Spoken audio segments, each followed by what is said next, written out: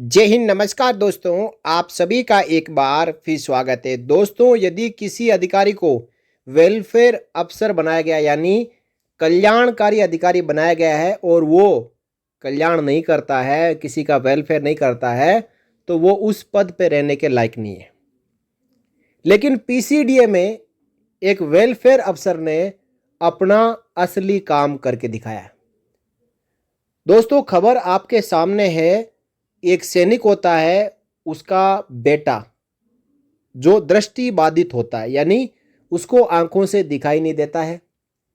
उसके माता पिता इस दुनिया में नहीं रहते हैं, तो उस बेटे के ऊपर पूरे परिवार का बोझ पड़ जाता है। बच्चों को पालना, अपने परिवार की देखरेख करना, खर्चा चलाना, क्योंकि उसकी शादी हो रखी होती है, तो वो उसके पास में दूसरा कोई ऑप्शन नहीं मिलता है और वो ट्रेन में भीख मांगना शुरू कर देता है। बस यहीं से कहानी की शुरुआत होती है। भीख मांग रहा था सैनिक का दिव्यांग बेटा, अफसर ने साक्ष्य जुटाकर बनाया लखपति। खबर प्रयागराज से आई है। किस्मत कब किसकी चमक जाए कोई नहीं जान सकता। कुछ ऐसा ही हुआ जन्म से दिव्यांग कमलेश चौबे के साथ। कमलेश चौबे के पिता सेना में थे। उसके बाद रिटायरमेंट के बाद वो फिर डीएसी में भर्ती हुए और उसके बाद रिटायरमेंट के बाद वो इस दुनिया से चले गए। सैनिक का दिव्यांग बेटा 7 साल से ट्रेन में भीख मांग रहा था, लेकिन रक्षा लेखा प्रदान नियंत्रक पेंशन के वेलफेयर अधिकारी से उसकी भेंट हुई तो 1 वर्ष में ही पूरी तकदीर ही बदल गई। बृहस्पतिवार को रक्षा लेखा प्रदान नियंत्रक यानी पीसीडीए पेंशन कार्यालय में अधिकारियों ने उसका सम्मान किया और इस पुनीत कार्य के लिए वेलफेयर अधिकारी की भी सराहना की। बिहार बक्सर के ठेडुआ निवासी कमलेश चौबे की कहानी मार्मिक है, दिल को छू लेने वाली है।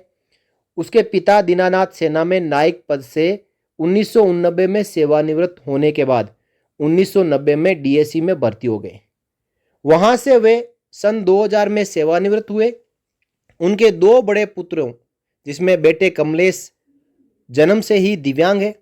कमलेश की शादी 2006 में कर दी गई। 2009 में कमलेश की मां तारामुनि और 2014 में पिता का निधन हो गया। इसके बाद छोटे भाई ने कमलेश को खर्च देना बंद कर दिया, तो कमलेश भीख मांगकर गुजारा करने लगा। उन्हें नहीं पता था कि पिता की पेंशन कहां से मिलेगी और पेंशन मिलती भी है या फिर नहीं मिलती है। पैसे नहीं थे, इसलिए दाल रोटी के लिए ट्रेन में बक्सर से पटना तक भीख मांगते थे। साल 2023 की बात है। 2023 में ऐसे ही वो ट्रेन में भीख मांग रहे थे तो उनकी मुलाकात ट्रेन में पीसीडीए के वेलफेयर अधिकारी मनोज कुमार सिंह से हो गई। उन्हें पता लगा कि ये सैनिक का बेटा है और ट्रेन में भीख मांग रहा है। सैनिक और उनकी पत्नी इस दुनिया में नहीं है। इस बेटे को डिसेबिलिटी पेंशन यानी फैमिली पेंशन लागू है। तो उन्होंने उससे विस्तार से जानकारी ली और इसके बाद साक्ष्य जुटाए कि ये सैनिक का बेटा है या नहीं है। तो ये साबित हुआ कि वो एक पूर्व सैनिक का बेटा है और काफ़ी मशक्कत के बाद कमलेश की पेंशन मंजूर कराई। अगस्त 2024 में कमलेश को 15 लाख रुपए एरियर के तौर पर भी मिले और साथ ही साथ अब उसको हर महीने 21,000 रुपये पेंशन भी मिल रही है।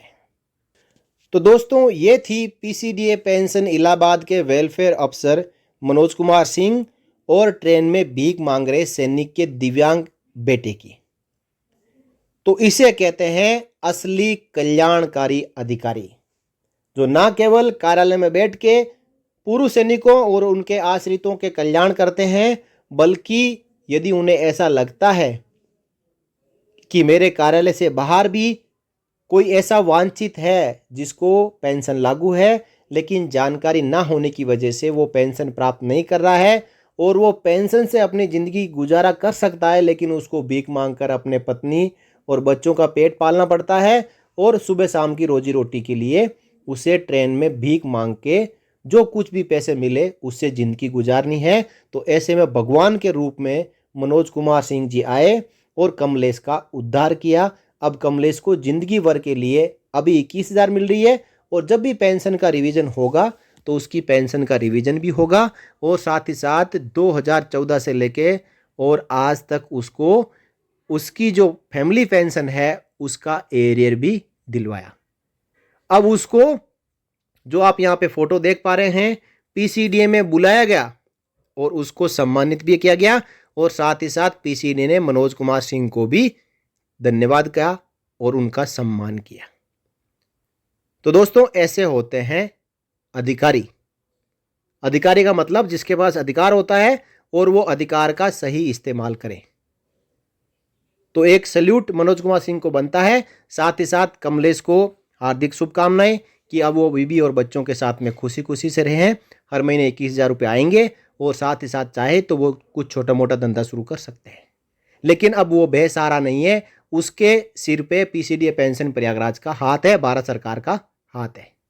ऐसे एक कमलेश नहीं, हजारों कमलेश है जिनको पता नहीं है कि मुझे पेंशन मिलनी चाहिए और वो ऐसे ही किसी सैनिक, पूर्व सैनिक के बेटे हैं, उनको ये pension, disability pension, family pension नहीं मिल पा रही है। देखिए, डिसेबल बेटा या बेटी यदि वो डिसेबल है और उसके पास आजीविका को कोई साधन नहीं है तो उनको जो सैनिक होता है, पूर्व सैनिक होता है और उनकी पत्नी के इस दुनिया में ना रहने के बाद आजीवन पेंशन मिलती है। तो और भी ऐसे कोई हकदार है तो वो अप्लाई करें, जिला सैनिक बोर्ड में जाएं या फिर अपने आसपास कोई जो पूर्व सैनिकों की संस्था है उनसे संपर्क करें और अपना मुद्दा रिकॉर्ड ऑफिस और पीसीडीए को पहुंचाएं, उनको भी पेंशन मिलने लगेगी। तो दोस्तों इस खबर के बारे में आपकी क्या राय है? अपनी राय कमेंट बॉक्स में रखें। साथ ही साथ इस खबर को ज़्यादा से ज़्यादा शेयर करें। इस वीडियो में इतना ही, फिर मिलेंगे, तब तक के लिए जय हिंद, जय Bharat, Vande Mataram. For more updates, subscribe to our channel and enjoy watching the videos.